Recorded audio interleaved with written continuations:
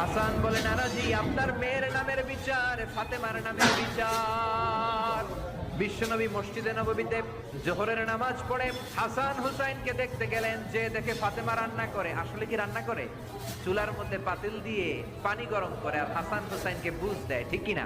বিশ্বনবীর পায়ের আওয়াজ শুনে ঘুমন্ত হাসান আর হুসাইন জেগে গেল।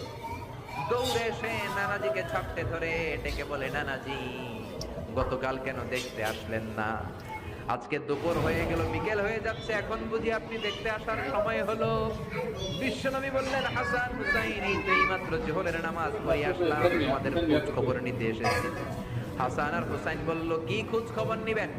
খোঁজ খবর নেওয়ার আগে একটা বিচার করে দেন। বিচার? আপনি তো আহকামুল হাকিমিন। বিশ্বনবী বললেন, কিসের বিচার? হাসান বলে, নানাজি আপনার মেয়ের নামের বিচার।